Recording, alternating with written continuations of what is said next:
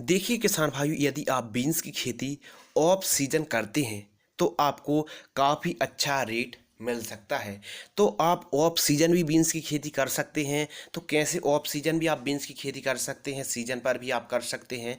तो इस वीडियो को आप लाइक कर दीजिए। मैं हूं आपका दोस्त शिव कुमार, और क्या हालचाल हैं आपके।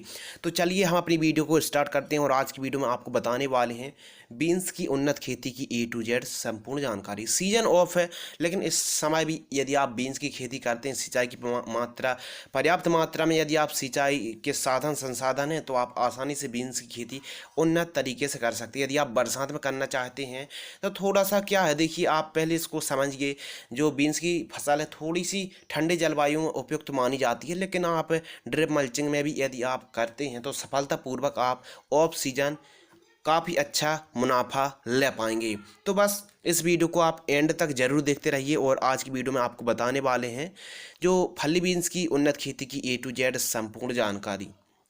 खेत तैयार करने के लिए देखिए, सबसे पहले तो आप गोबर की खाद से खेत को अच्छे तरीके से बिखेर कर खेत को रोटोवेटर की सहायता से समतल करा लीजिए। पाटा और मेड़, या फिर आप बेड तैयार करवाते हैं तो बेड तैयार कर लीजिए। मल्चिंग पेपर बिछा दीजिए। उसके बाद आप यदि बेसल डोज की बात किया जाए तो बेसल डोज में आप 1 से 2 बोरी NPK 12-32-16 खाद को और 1 से 2 बोरी SSP सिंगल सुपर फास्फेट खाद को आप बेसल डोज के रूप में आप खाद को ले सकते हैं।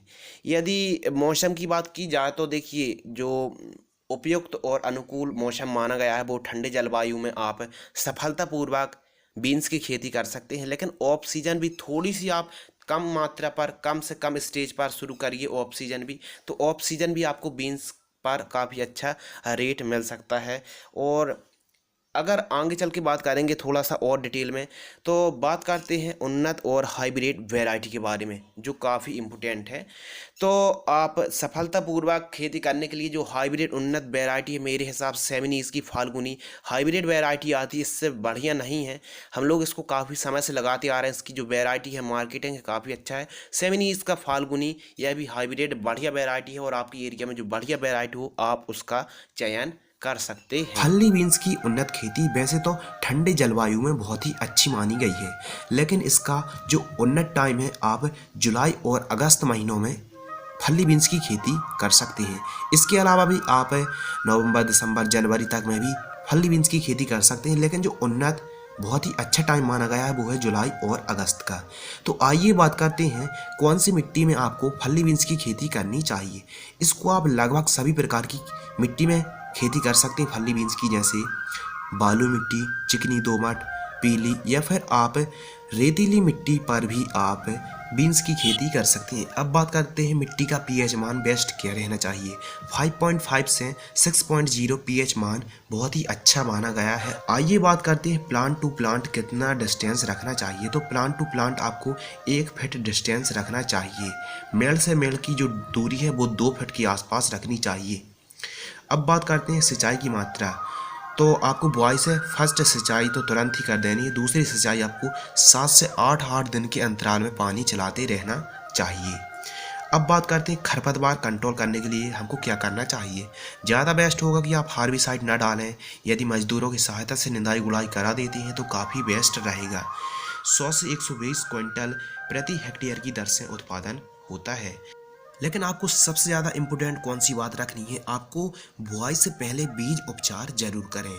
दोस्तों, आप यूपीएल के हिसाब से या फिर कार्बेंडाजिम से बीजों को उपचार जरूर करें, तभी बोनी करनी चाहिए। बीन्स की खेती में सिंचाई की कम आवश्यकता पड़ती है, और 8-8 दिन में भी आप पानी देंगे तो पर्याप्त मात्रा में आपको मेंटेन करके रख सकते हैं। बात कर लेते हैं जब आप बुआई से लगभग 15 दिन बाद कौन सी खाद देनी चाहिए। केवल आपको यूरिया देना है 1 एकड़ में 30 किलोग्राम।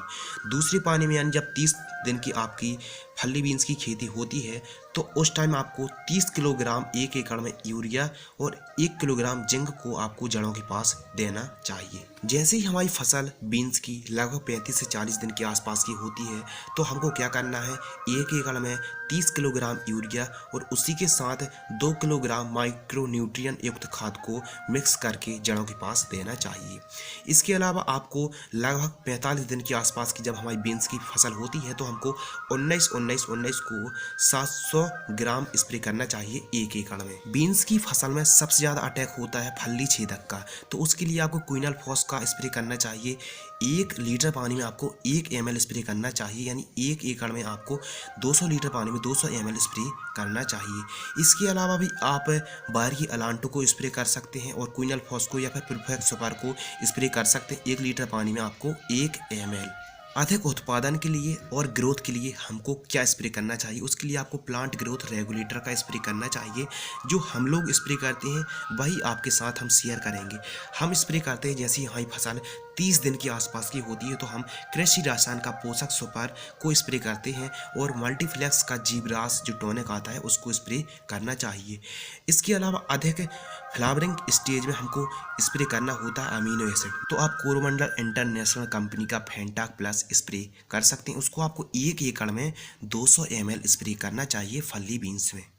अब इसके अलावा आप ये तो समझ ही गए होंगे कि कीटनाशक दवाइयों को आप प्रोफेनोफॉस, साइपरमेथ्रिन, क्विनल फॉस को स्प्रे आप कर सकते हैं फली छेदक कंट्रोल करने के लिए। सकिंग पेस्ट को कंट्रोल करने के लिए आप एसीफीड 70% WP को स्प्रे कर सकते हैं, या फिर आप UPL का लांसर गोल्ड भी आता है उसका स्प्रे आप कर सकते हैं फली बीन्स पर।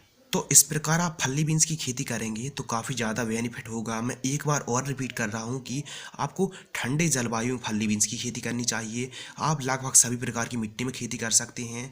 इसके अलावा आपको एक्यूरेट डिस्टेंस रखना है, प्लांट टू प्लांट 1 फीट के आसपास आपको डिस्टेंस रखना चाहिए। मेट टू मेट का डिस्टेंस 2 फीट रखना चाहिए और सिंचाई की मात्रा ज़्यादा पानी की आवश्यकता नहीं होती है हमको और काफ़ी अच्छा रेट हमको मिल जाता है। लगभग 25 रुपये केजी से 40-50 रुपये केजी के आसपास का एवरेज हमको आसानी से मिल जाता है।